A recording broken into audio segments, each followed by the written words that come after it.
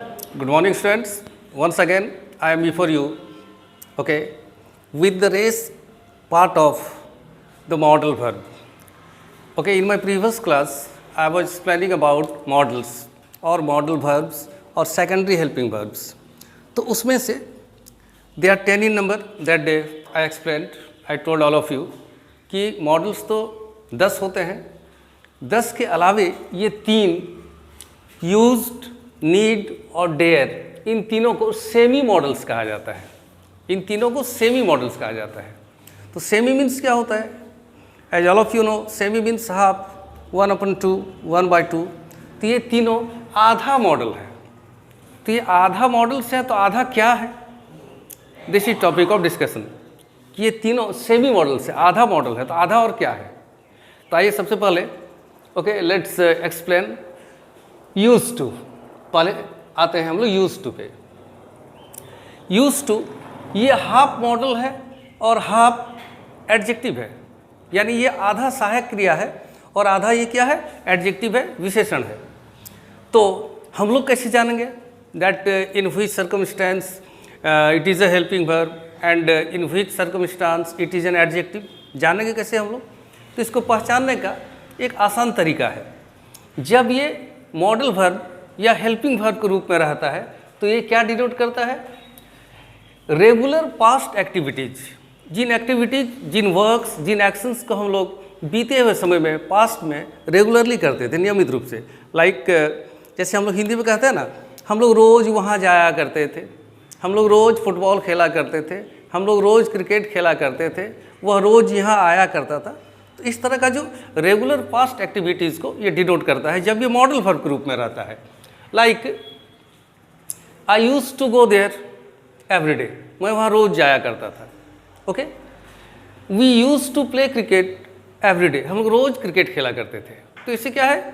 ये क्रिकेट खेलना, वहाँ जाना, these are okay regular past actions, यानी बीते हुए समय में ये क्रियाएं नियमित रूप से होती थी। वह रोज़ मेरे पास आया करता था, he used to come to me every day.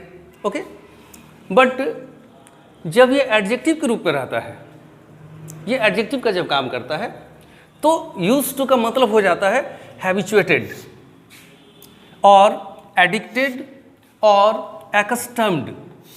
Okay, habituated, addicted और एक्स्टम्ड। तो इसका अर्थ हो जाता है आदि या अभ्यस्त, लत, किसी चीज़ की लत लग जाना, अभ्यस्त हो जाना। For example, he is used to smoking, वह धूम्रपान का अभ्यस्त है, यानी उसको धूम्रपान की लत है। He is used to telling a lie, वह झूठ बोलने का अभ्यस्त है। ठीक है, यानी झूठ बोलने की उसकी आदत है। He is in the habit of telling a lie. गौर करने वाली बात है, जब यूज टू मॉडल वर्ब के रूप में रहता है तो इसके बाद फुल इन्फिनिटिव, जैसे यहाँ पर देखते हैं टू गो, ये फुल इन्फिनिटिव है। टू प्ले, ओके, ये भी फुल इन्फिनिटिव है। टू प्लस वर्ब 1 को फुल इन्फिनिटिव कहा जाता है और इन्फिनिटिव विथ टू कहा जाता है। तो जब ये मॉडल वर्ब के रूप में रहता है तो इसके बाद फुल इन्फिनिटिव का यूज होता है। और जब ये एज एन एडजेक्टिव, एक एडजेक्टिव के रूप में रहता है तो इसके बाद वर्ब 4 का यूज होता है, वर्ब प्लस आईएनजी का यूज होता है। ओके, और ये जो वर्ब प्लस आईएनजी होता है ये जेरंड होता है। ये वर्ब प्लस आईएनजी जेरंड, यानी यूज टू जब एडजेक्टिव के रूप में रहेगा तो उसके बाद जेरंड फॉर्म का यूज होता है, और यूज टू जब मॉडल वर्ब या हेल्पिंग वर्ब के रूप में रहेगा तो इसके बाद फुल इन्फिनिटिव का यूज होता है। Is it clear students? Okay, तो यूज के बाद और दो सेमी मॉडल्स है, नीड और डेयर। ठीक है, तो नीड और डेयर ये दोनों, ये भी सेमी मॉडल्स हैं। दोनों की स्टडी हम लोग कंपैरेटिवली करेंगे। सबसे पहले मीनिंग जानते हैं। ओके, नीड मीन्स होता है जरूरत होना, और डेयर मीन्स होता है साहस करना, हिम्मत करना, चुनौती देना, टू चैलेंज ऑल्सो, चुनौती देना भी इसका अर्थ होता है। ठीक है, तो ये नीड और डेयर ये भी दोनों सेमी मॉडल्स है। तो ये दोनों क्या है? आधा मॉडल है और आधा मेन वर्ब से। ओके, जैसे नीड फॉर एग्जाम्पल, ये हाफ क्या है?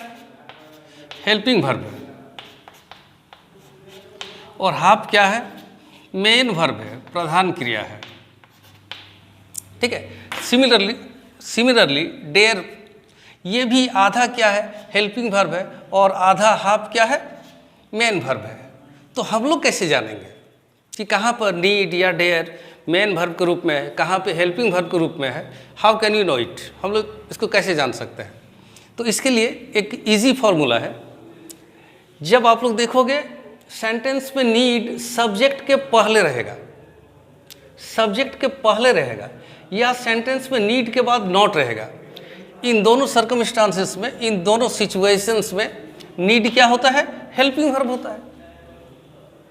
और जब फिर नीड का फॉर्म, उसका रूप बदलता है, फॉर्म चेंज होता है, या सेंटेंस में नीड के अलावा कोई दूसरा हेल्पिंग वर्ब रहेगा, डू रहेगा, डिड रहेगा, डज रहेगा, कुछ भी एक दूसरा हेल्पिंग वर्ब रहेगा, ऐसी स्थिति में नीड हो जाता है मेन वर्ब हो जाता है।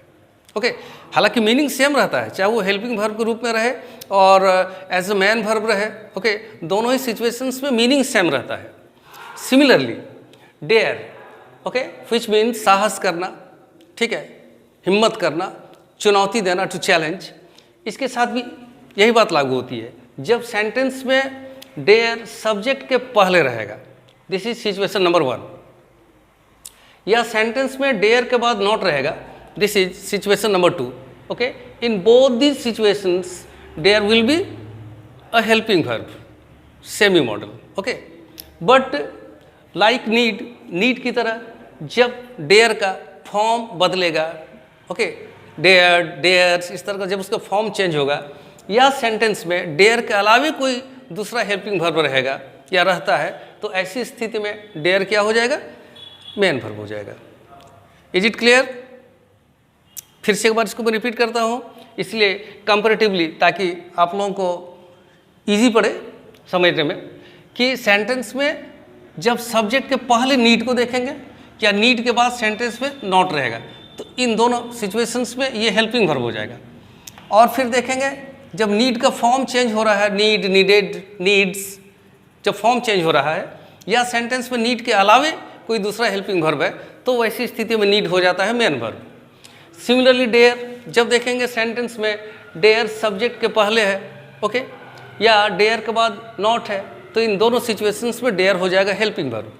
फिर जब देखेंगे डेयर का फॉर्म चेंज हो रहा है, डेयर, डेयर्स, इस तरह का फॉर्म चेंज हो रहा है, या सेंटेंस में डेयर के अलावे कोई हेल्पिंग वर्ब है, तो वैसी स्थिति में डेयर हो जाता है मेन वर्ब, मीनिंग सेम रहता है। तो next, see you in your next class with another topic. Till then, good bye.